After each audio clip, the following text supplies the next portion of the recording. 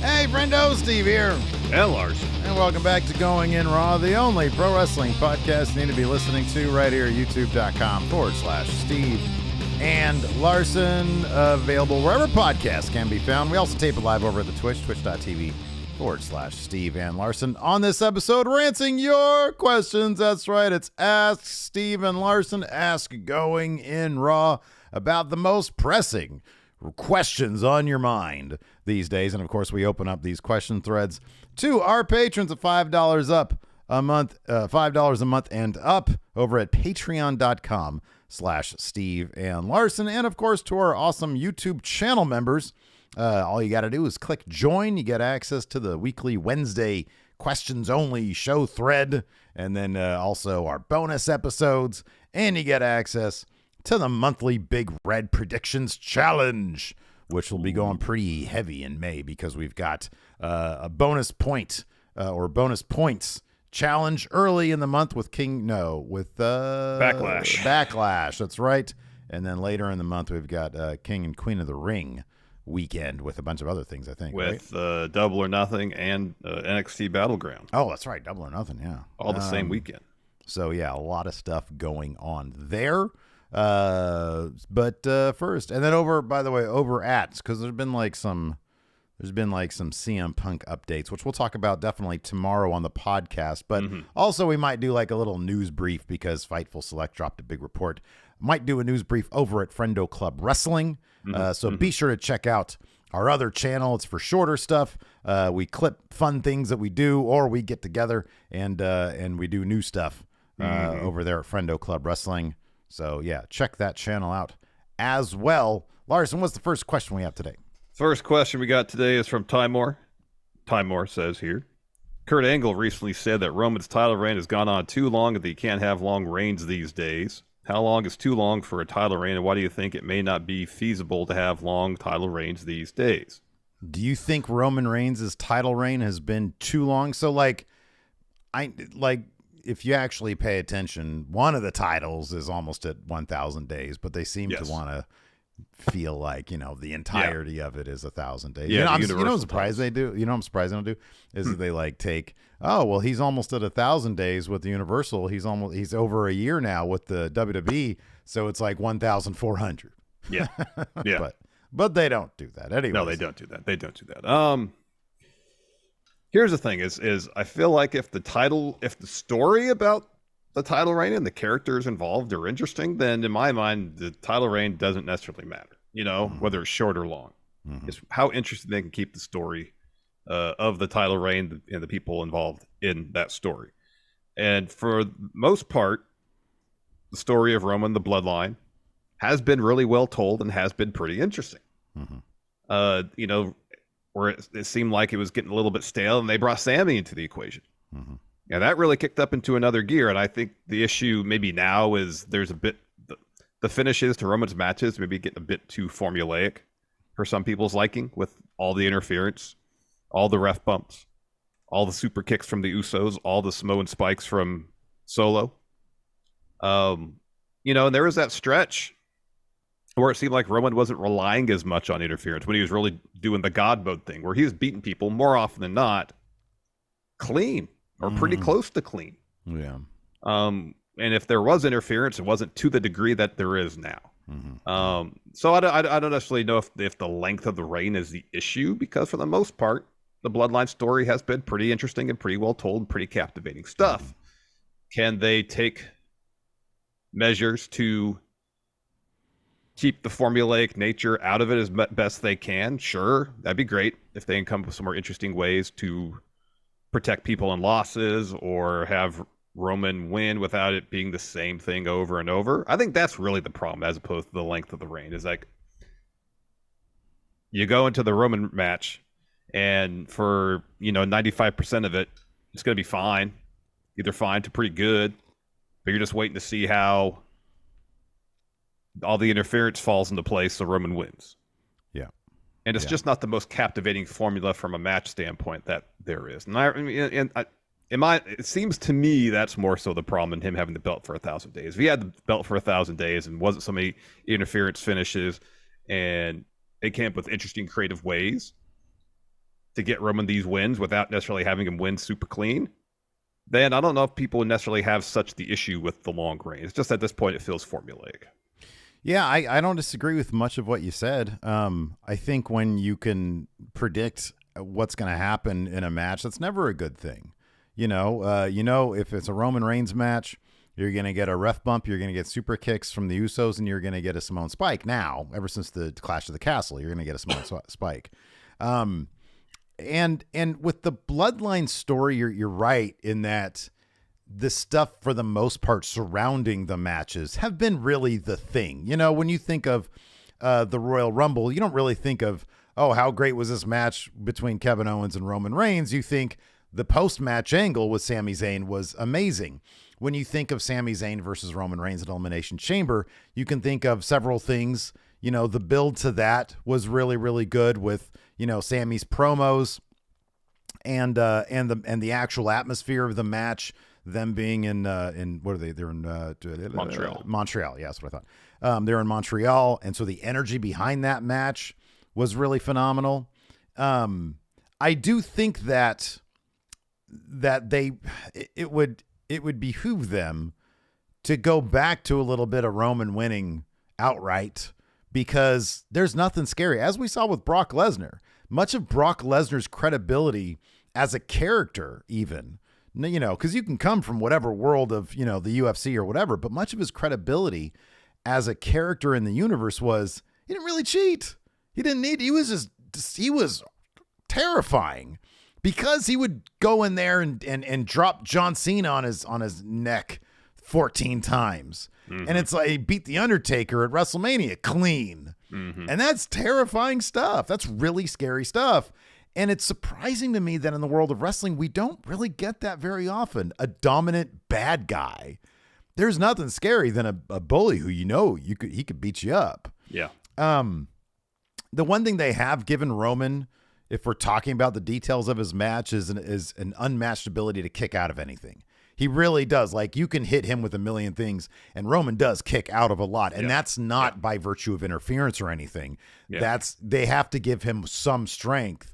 But I guess maybe to justify in this day and age, the only way somebody can win for 1,000 days is to have some sort of interference so that he will have a vulnerability. You have to admit that because they have him win that way, that's his vulnerability, that Cody within the story came close to cracking that code and nobody else was able to. It's just, he misread his approach to dealing with Solo Sikoa. Instead of having somebody be around to take him out, he tried to get in his head and it backfired on Cody. I feel like that was the story there. Yeah. But for the most part, I agree. And I think that, when you move over to like AEW, for example, and MJF, I know he hasn't had like a super long title reign. I kind of expect him to have at least a year or so with the title.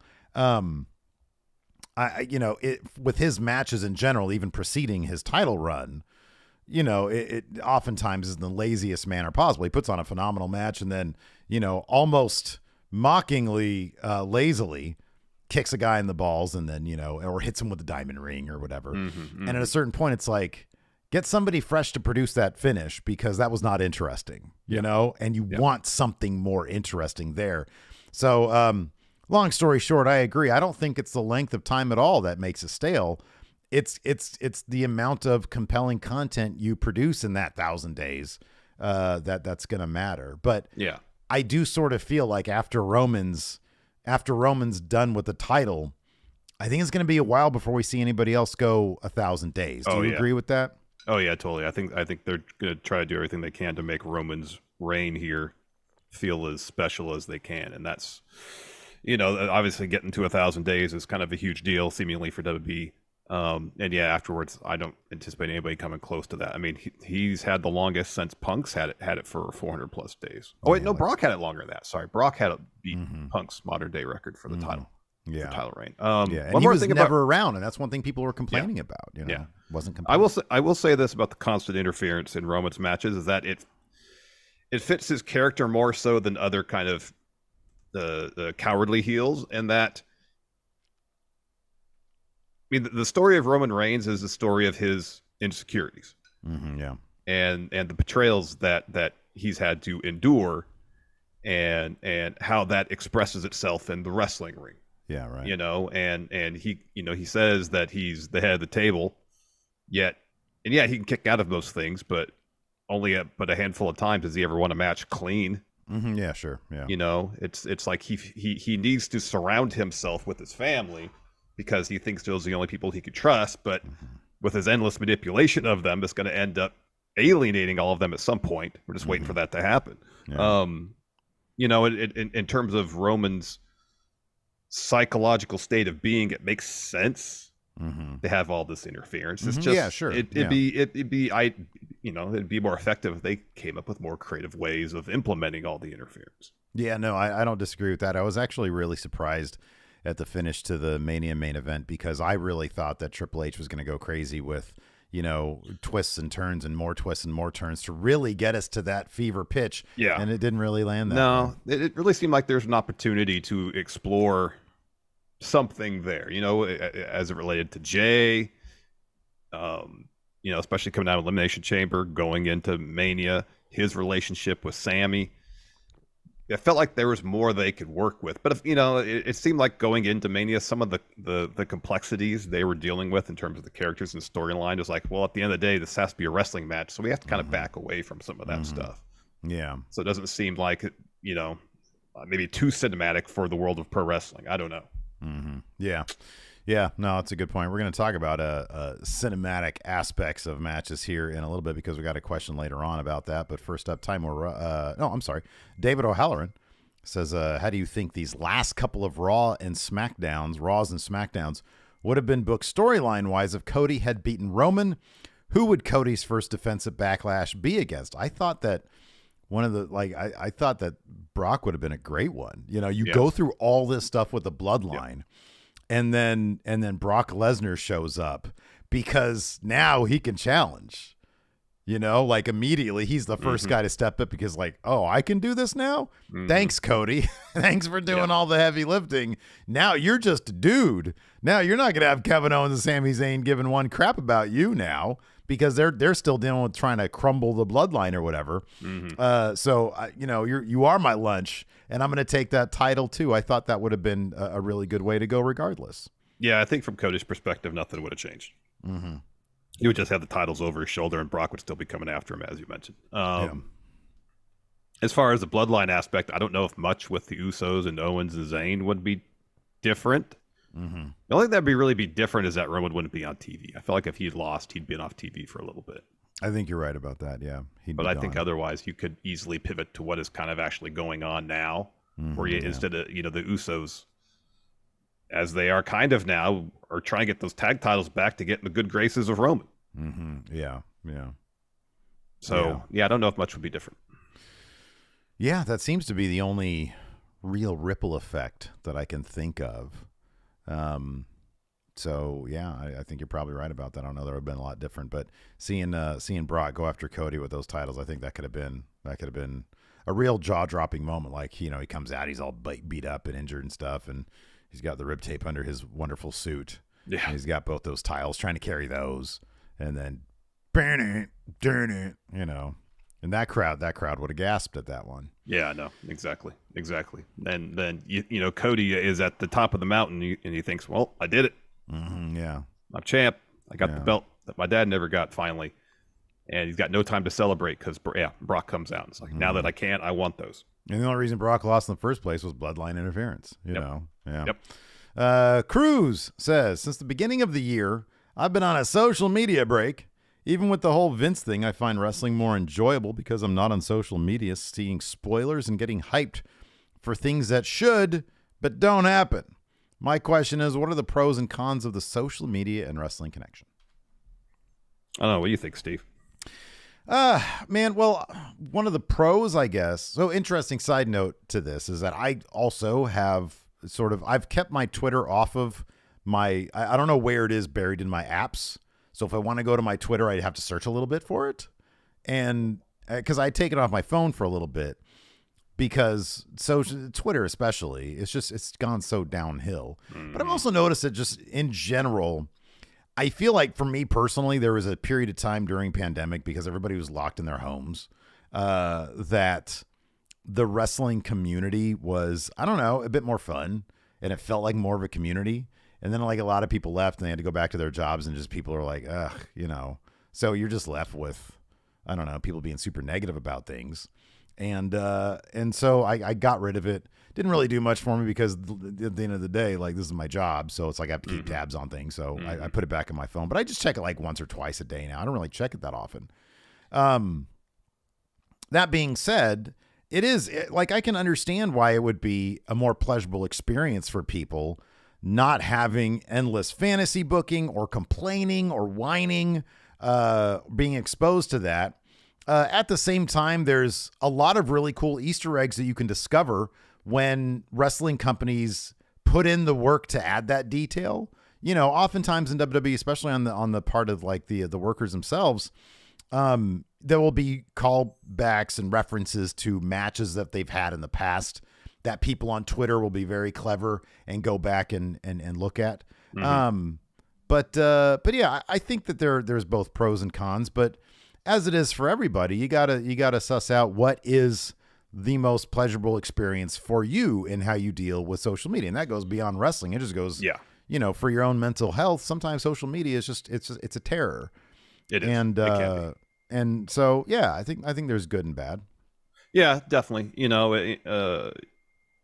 I've often had the conversation with myself and been on the verge of being like, all right, I'm done with Twitter. It's been years since I've used Facebook because I just didn't like what the platform became. Yeah, right. You know, and Twitter over the last, I don't know, few months is starting to kind of veer that way, or has veered that way. And maybe I'll while I'm drinking my morning coffee, I'll scroll through to make sure we have news to talk about or something. As far as positives, I'll mention a couple things.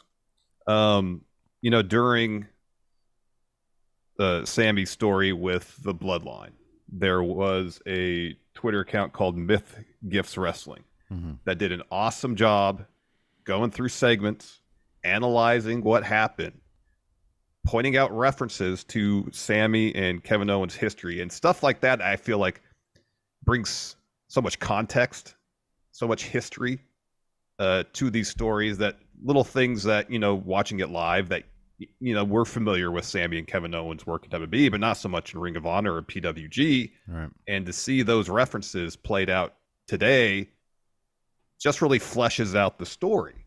Yeah. And I think for that kind of stuff, it's awesome. Yeah, sure. Absolutely. Awesome. Because wrestling doesn't have generally speaking, they don't have behind the scenes stuff. You know, they don't have that kind of thing. Yeah. Exactly. And then today I was going through and I saw a Swerve Strickland video package about his history with Darby Allin. That was awesome.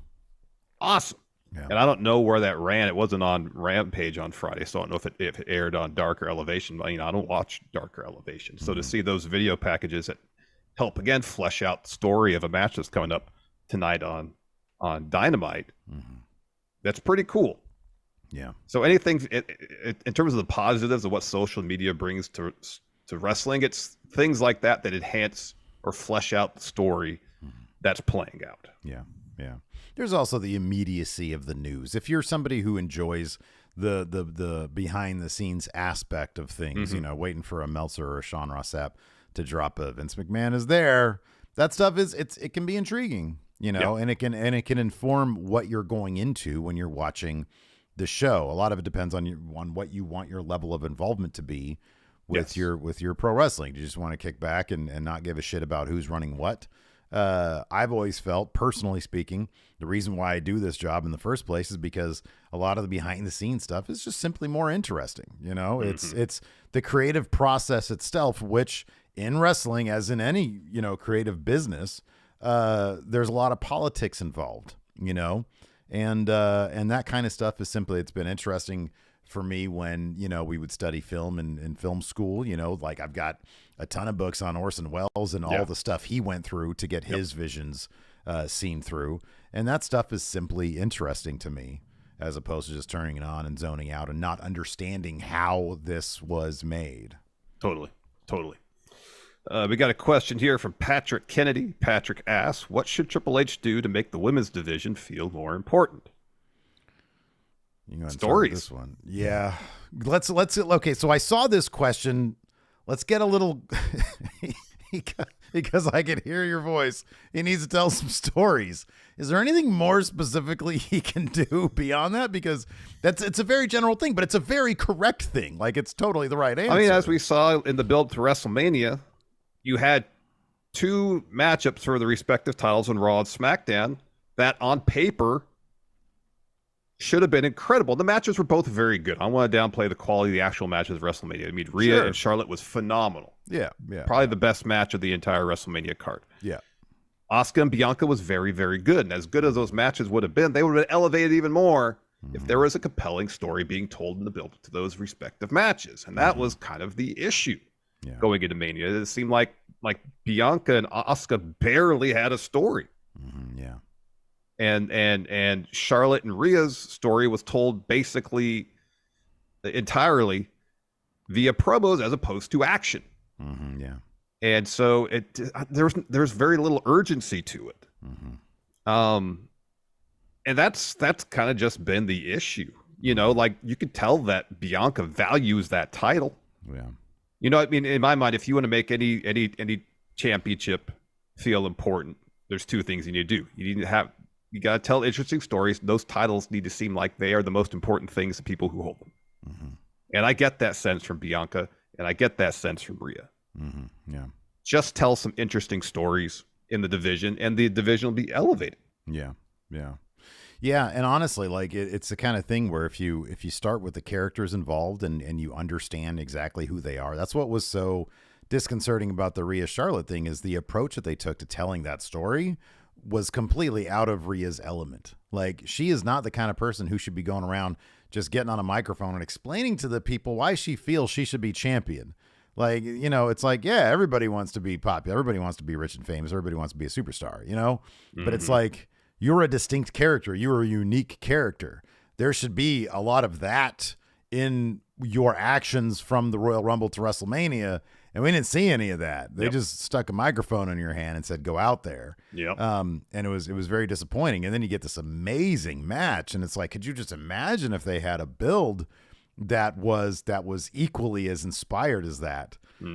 So yeah, somebody here in our YouTube chat here, the Star Orb says, take notes from HBK. And I agree. NXT is actually they do a really good job of defining their characters and then having them play off each other without just endless, I'm going to get on a mic and I'm going to talk now.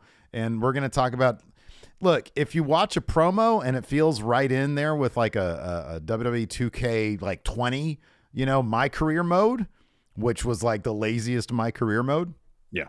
Then you're doing it wrong. You know, it should be very specific to the characters involved. And too often they drop the ball with that. So yeah, you're absolutely right. We had a bunch of gifted memberships here in our YouTube chat from Lesia once again. Thank you so much, Lesia. We so appreciate that. We do. Thank you so much, Lesia. Thank you. Before we continue on, let's go ahead and pay some bills. What do you say? Let's do it. All right. Let's see here. All right, so we're going to take a quick break here to get a word from our sponsor, Manscaped. Hey, Larson. Yeah? Once again, we've got a special guest. I got him right here on my phone, and it's, of course, good old Jim Ross impersonator Rick Slavitt. Let's hear. You want to hear what he has to say? Here, I'm going to put him on. But I feel like I'm going to hear him anyways. Oh, man. Hey, so happy to be back, Larson. What do you think about this? Hi? Hey, what's going on, man? Yeah, okay. Anyways, well, Manscaped, you know, the world's leader in below-the-belt grooming, are traveling north of the South Pole. Oh, man, you said pole. I heard that. You know what pole is another word for? Okay. And they're introducing a new line of beard products. So it's time that myself and all the bearded friendos out there upgrade their grooming game by going to manscaped.com and using promo code RAW to get 20% off plus free shipping. Manscaped's Beard Hedger Pro Kit includes the cordless beard hedger, which offers 20 hair trimming lengths on one rotary guard. That's this thing right here. This thing is tough on those beard hairs while being smooth on your face. Oh, smooth. Love smooth. The Pro Kit also includes Manscaped's beard shampoo and conditioner, beard oil, and beard balm to keep your facial follicles.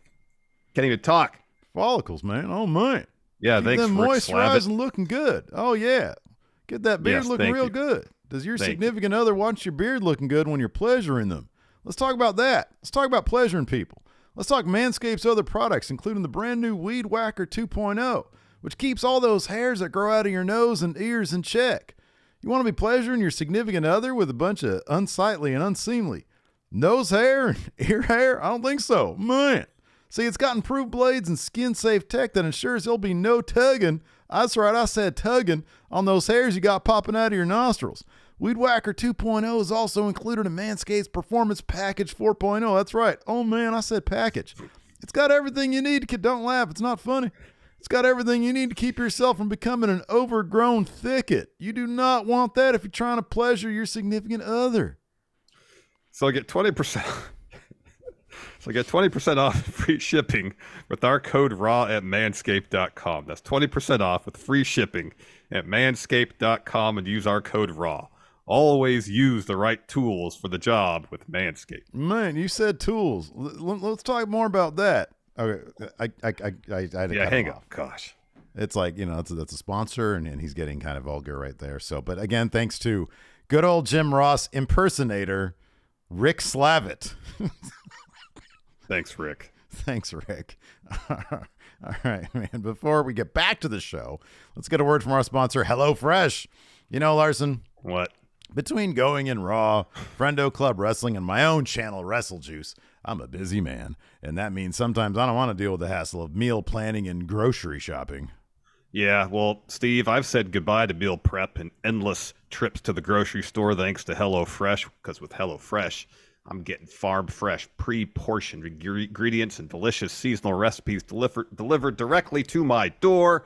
I'm pretty much an amateur in the kitchen. It's not uncommon for me to forget to add an ingredient or put too much or too little or something when I'm trying to follow a recipe. But HelloFresh makes me a cooking pro since each recipe comes with detailed instructions for it's easy for someone like me, an amateur, to get a delicious meal on the table to feed my hungry family fast, especially. Oh, man. That beef bulgogi stir-fry recipe, that's great stuff, and it's a huge favorite here in the Larson household.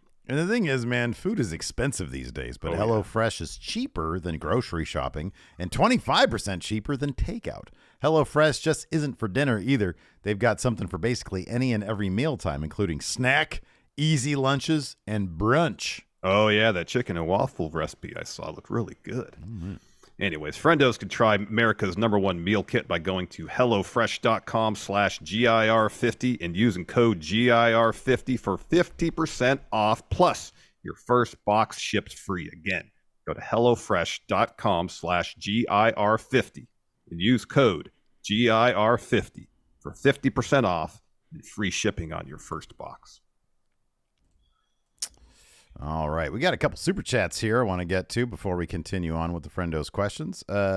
Wait, actually, hold on. We got here. Guardian Ape says, if Rock is available, Rock versus Roman or Roman versus Cody. What are we talking about? Is this for Mania? Here? This is for Mania 40, I'm guessing. Maybe, I guess. I don't know. He's just throwing that out there. Sardar G says, will Roman be inducted into the Hall of Fame? Potentially 3 different classes. Solo, Shield, Bloodline. Yeah, it's entirely possible. First 3-time Hall of Famer. A Lost Soul here, Super Chat, has a very pressing question. Why do you... Oh, he says, hey, Friendos. Maybe he's asking everybody. But we'll ask you directly. Why does Larson hate JR? I don't hate JR. Oh, yeah. I just feel like sometimes... You fear him. That's what the no, there's no fear necessary. I just feel like sometimes... I just feel like JR doesn't respect... boundaries in terms of his conversations. Horny boundaries. That's what you're saying. Yeah. Okay. All right. I understand that. I get that. What about your relationship with good old Jim Ross impersonator Rick Slavitt?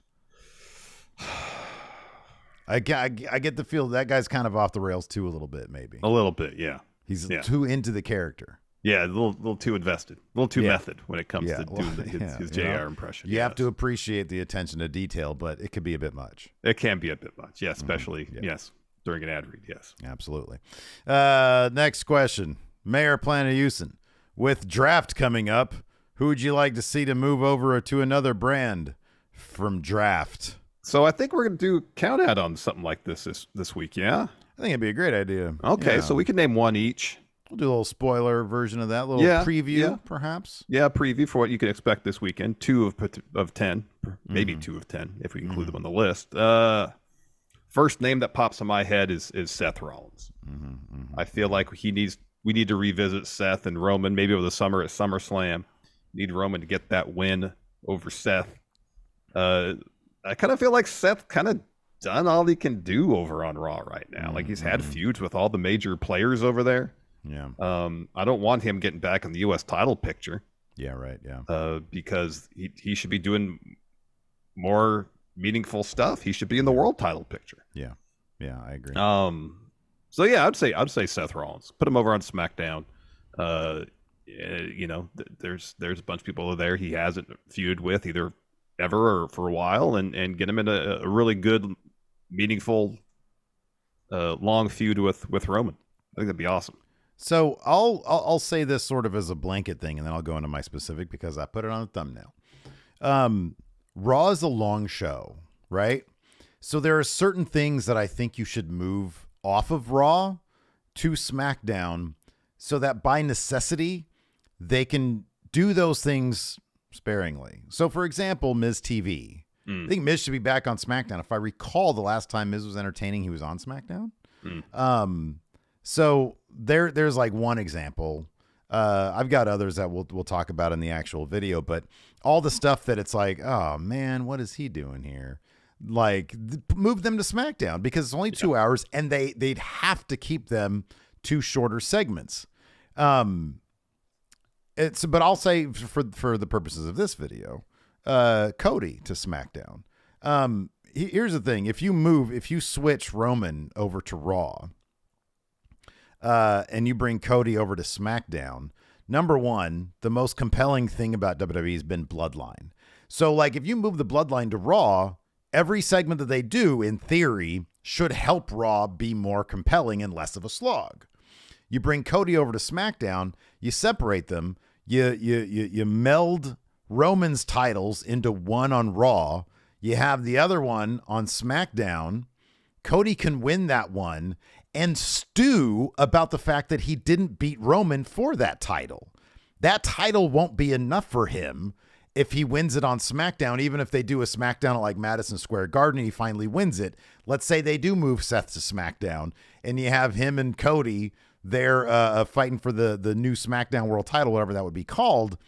Cody either wins that outright or eventually beats Seth for that because Seth at some point has to get a win over Cody Rhodes. Yeah.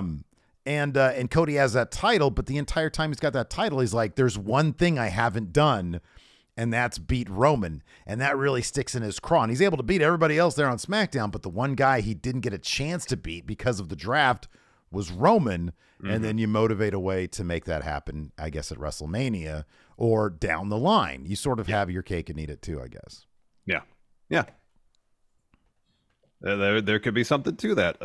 Sirius here says, new friendo here, appreciate the podcast. Do you think the upcoming draft could be used as opportunity to split the titles and unveil the rumored new titles?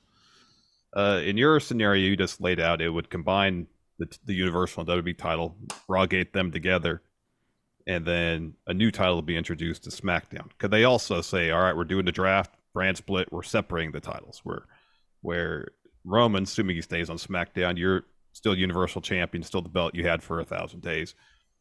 We're going to bring the WWE title back to Raw and hold tournament something, I don't know what, to crown a new champion. That's my preferred way.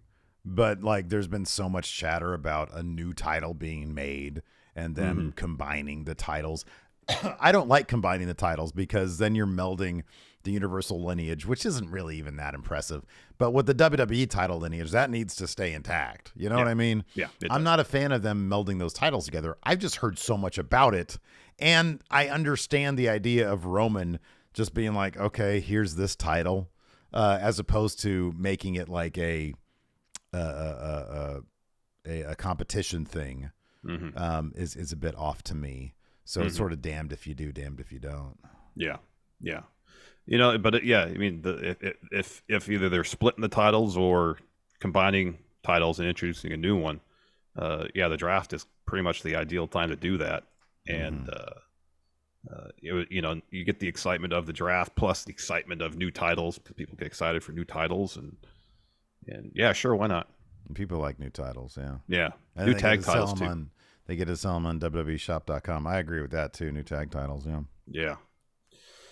Peter Lewins here asks, who do you think will be the biggest shock of the draft? Peter says, I have a feeling this is where they split up Street Profits and Montez goes on a singles run. Yeah, I think they should do that. I think that'd be a good idea. Biggest shock is going to be, you think they're going to move Roman from SmackDown to Raw? No. Nope. Probably right. I have a feeling that Roman's going to stay on SmackDown and Cody's going to stay on Raw. What do you think the biggest shock? Who's going to be the biggest sort of name to move brands? Like moving brands unto itself isn't that shocking per se. It's like, yeah, because they don't really separate the brands anyways. Not very much. And I feel like most people have been on both brands. Like there was that one year where Seth was on SmackDown. It's already happened. Yeah, right. Like Kevin Owens usually switches brands during the draft. It seemingly always happens. It would be like a tag team splitting up. Like if they split up, for example, Street Profits. Yeah. That'd be pretty surprising. I mean, nothing was, in recent memory, is more shocking where they split up the New Day during the draft. Yeah. That was stupid. That was really dumb. So I don't know. But in one sense, it's shocking and potentially interesting when tag teams are broken up. At the same time, it's always a bummer because it's not like there's a satisfying storyline conclusion to them as a team. They're just split up, and then maybe at some point they'll get back together if they're on the same brand again. You know what I mean? You know what would actually be really shocking? Is if, Rhea's obviously on SmackDown. Number one, they better not do a title handoff. No. I hated that shit. That should have been the caveat with Triple H is champions aren't going to move. But I understand they want the unpredictability. And oh my God, like if Gunther and Imperium moved to Raw, then whatever. And Austin Theory moves to SmackDown. I think that'd be a good idea because then they could use Austin Theory less on SmackDown because Austin Theory always makes shorter it feel segments, Raw. yes. Yeah, exactly. But what would be awesome is if, and I probably should save this for the video, but it'd be kind of great is if throughout the draft, all of Judgment Day goes to SmackDown, except right after they draft Rhea, Priest, and Finn to SmackDown, the next one is Dom drafts to Raw.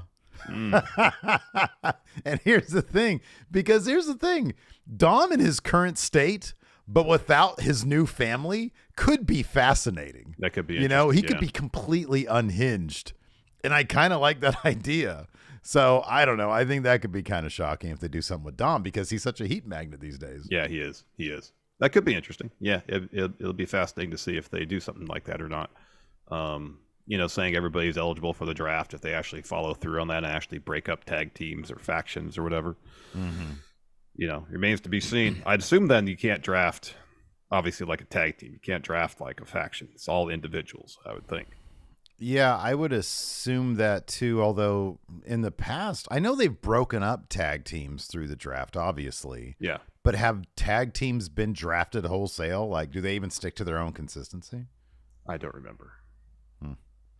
I'm sorry. Nope. Let's see here. Mike Honcho says, do you guys think it's possible WWE is saving returns for the draft like Matt Cardona? I like that he's on the indie scene still doing the stuff that he did with Chelsea, but now he's got Steph DeLander with him. I think that's really cool. I like her.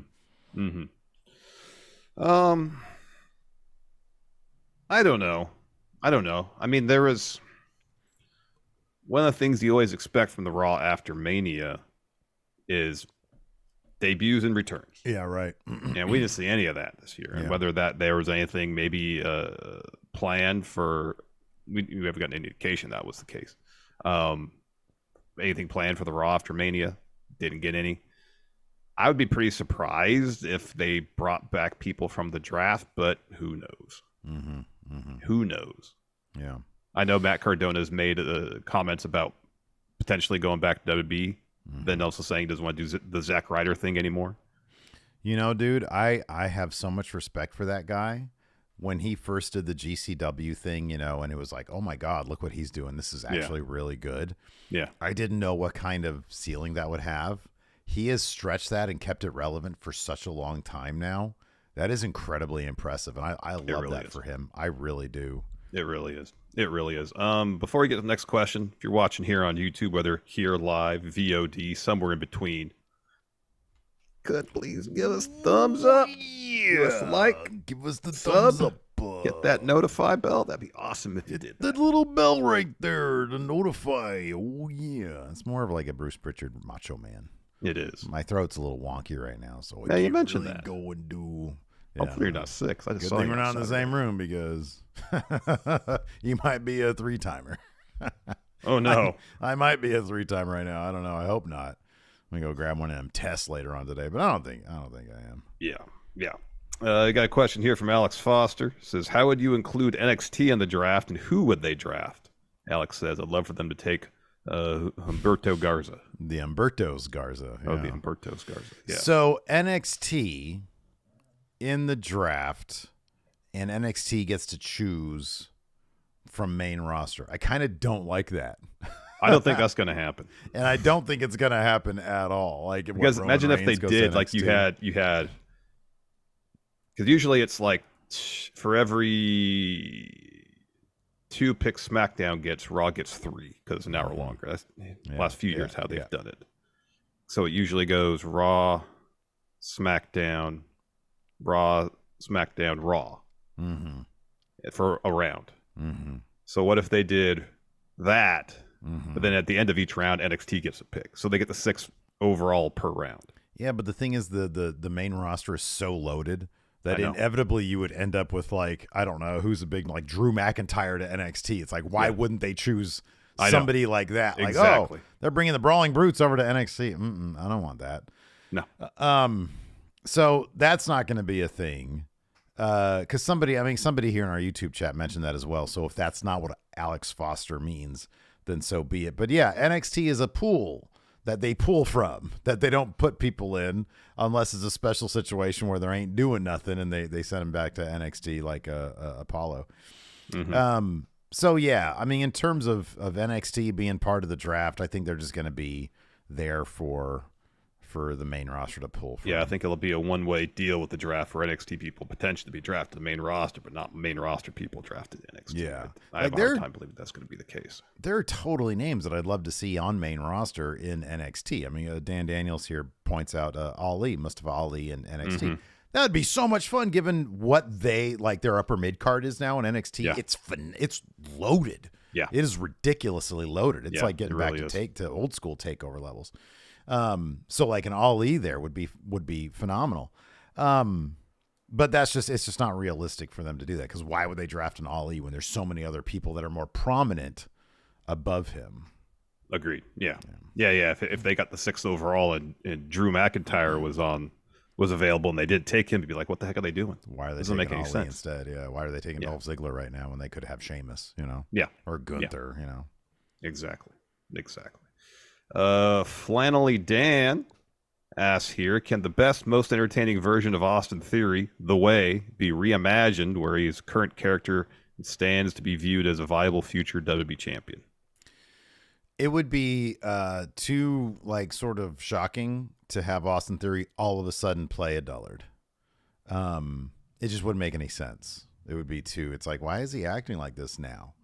I think that there's totally a way, so to speak, for you to get Austin Theory in his current iteration to be interesting. They just don't know how to do it. Yeah. And I'm not even saying I know how to do it. I'm just saying I think this guy has the tools. I think he's proven through his interaction with The Way back in the day that he has the dimension to do it. He's got the performance chops to do it.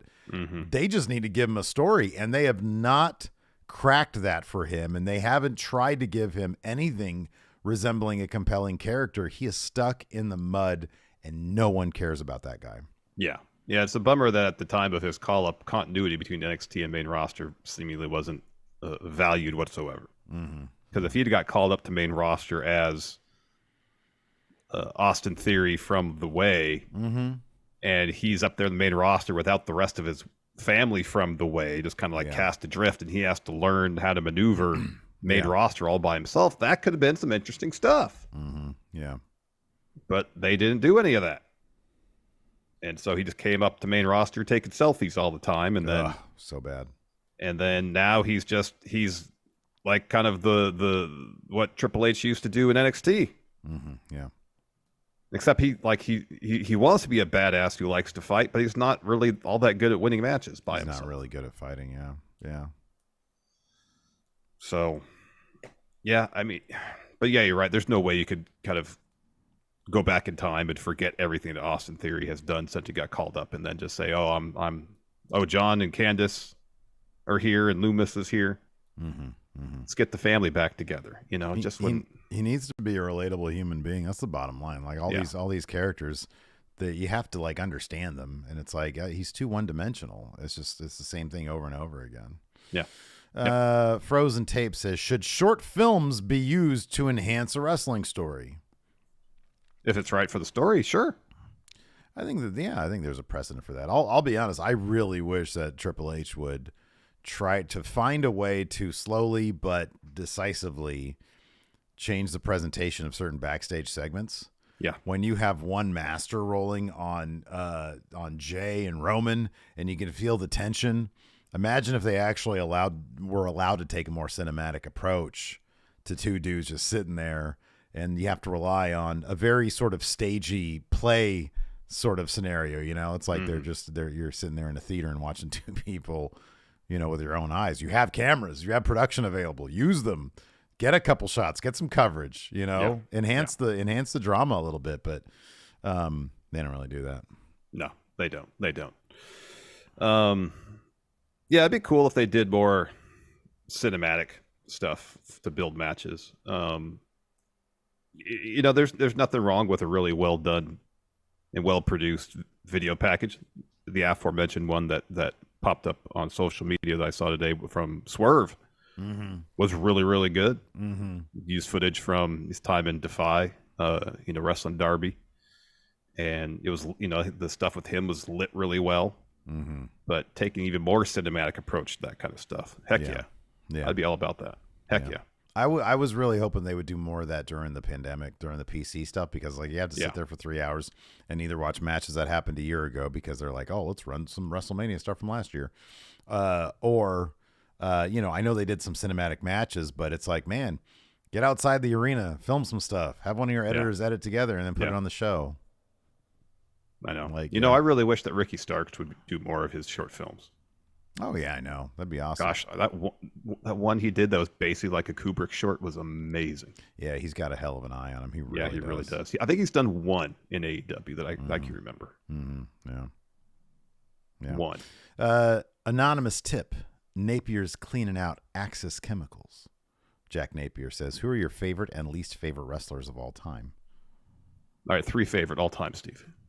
Triple H, Steve Austin, and at the time, CM Punk. Shawn Michaels, Bryan Danielson, Sid. There you go. Alex Danner. Oh, least favorite wrestlers. Oh, least favorite. I don't really like dogging people. No, yeah, no. I don't do that. Mr. Kennedy. Alex Danner says, "Hey there, Steven Larson. Long-time viewer and first-time patron. Before my question, I want to say that your show has gotten me through some of the hardest times of my life.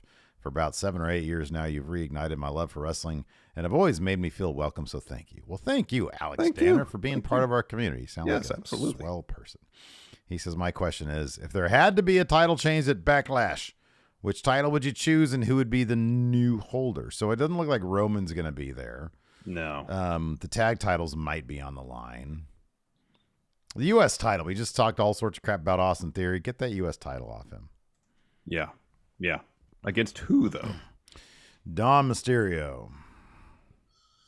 No, not Dom Mysterio. Finn Balor. Oh, that's good. That's perfect. That's Finn's really been out there wrestling with a torn calf and a bunch of staples at his head. So give him a title. Yeah. Yeah, give him a title. Put a title on. White Brownie has it. EO, new Raw Women's Champion. That'd be pretty awesome. That'd be awesome. That'd be great. That'd be pretty awesome. What like a cool way to sort of Add a dynamic to damage control with EO as the champion. And Bayley's like, what? I know. Yeah. Yeah. All right, you want to lightning round some questions? Let's lightning around some of these questions. First up from W.S. Fletcher says, so Steve, non-wrestling question. What do you think of Picard season 3 so far? He says, I give it all the thumbs up. I don't have enough thumbs on my hand to give this season 3 of Picard enough thumbs up. I've wept several times. It's amazing. So if I grafted 10 more thumbs on you, they'd all go up. But that still would be insufficient. It's so good. If you had thumbs going all the way up both your forearms. If like somehow my eyes were replaced by thumbs, I'd be like this. Yeah. Wow. Yeah, it'd be nuts. Oh, maybe man. After I finish Perry Mason and Mandalorian, I'll start watching that. I love Perry Mason, man. I love that show. I was telling Lacey, there's like a scene where like one of the B storylines, the romance between what's the girl's name? Della, and then her, love interest. Yeah. And they were just like roaming around that house on the hillside or whatever. Oh, in Palm Springs, yeah. And I was like, I could watch literally just this because the set design, the production design is really so good. It's really good. That world building is really well done in Perry Mason. Yeah, it is. It is. Cameron Bortolazzo here asks, what gimmick from any Friendo Unified Championship wrestling character would you give to a current wrestler in WWE or AEW? A gimmick from any Friendo Unified Championship. Bread Chef. And I would give it to, screw it, Brock Lesnar. Okay. All right. Yeah. What about Tenzan in New Japan would be Bread Chef because Kojima, his one-time tag partner, loves bread. He loves bread, yeah. That's good. Yeah. Bread Chef was a great gimmick. It was a good gimmick. It really was. I'd give growth hormones. I'd give that to Omos.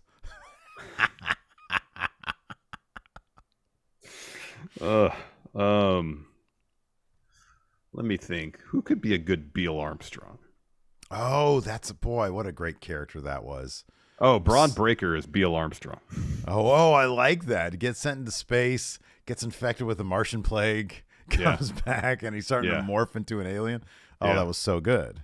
That was good stuff. Nikyle says, if the draft involved commentators like back in the late 2000s, what drafts would you want to see happen? This can include NXT. Cole, Graves, Booker T on Raw. Yeah. That's what I want. Yeah. Vic, the SmackDown with Wade. Good. Kevin Patrick goes to NXT. Oh. As an interviewer. Yes. Perfect. Stan says, do you think there are too many matches on weekly television with finisher kickouts? He says this used to be a huge deal, but now outside of a few, most finishers need to be hit multiple times. On weekly television? I don't know if it happens that much on weekly TV. I mean, I think there's some finishers that are established as not as strong as others. Yeah, when's the last time we had a kickout finish on TV? I mean, it might have happened, but... Okay, well, AEW is something different. Yeah. No, even on... It's not like, Like, no one kicks out of the Lucha Brothers finish. Nobody kicks out of that. People kicked out of the Crossroads, but the Crossroads been established as kind of a weaker finish that Cody needed more than one of them. Times. It's like Okada in big matches. You need like 3 Rainmakers to finish minimum, yeah. But then like no one's kicked out of the One-Winged Angel. Yeah, no one's kicked out of the BTE trigger on TV. Nobody's kicked out of a KOD. Yeah. Yeah, I kind of disagree with the premise. I don't think you see that on weekly TV all that much. Like, that kind of stuff's reserved for pay-per-views more than anything. Yeah. Everybody's kicking out of the skull-crushing finale because it's just a weak-ass finish. Yeah. Maybe that's what he's talking about. Yeah, the skull-crushing is just, but yeah, big finishers, I don't really think it happens all that much. Mysterious Moon Caboose here says, the tag titles were not the main focus of the title change at Mania. It was about the Usos losing, so how do you book them going forward to put the focus back on the championship, and who takes the belts off Sammy and Kevin? They should be desperate to get those titles back because they realize that's their key to getting back good with Roman. They should be desperate. They should be doing everything they can to sabotage. Maybe even, they should be doing everything they can to get back to those tag titles. Yep. And nothing should feel. That's the thing about putting them with Alpha Academy this past week. It's like they should be. There should be no. They shouldn't be fooling with anybody. No. No. And I saw the little video clip of Otis doing his like shimmy while Jay's got him in a waist lock, and Jay's trying not to laugh. Yeah. That should be house show stuff. They should be That serious, should be. desperate to get those titles back. Yeah, they should be doing everything. They should be sitting out in front of Adam Pearce's office, banging on the door, pleading with Heyman to do everything he can to get them another title opportunity. I agree. Yeah. Odd Breakfast asks, "What's your favorite impression to do, Steve?" Oh, probably.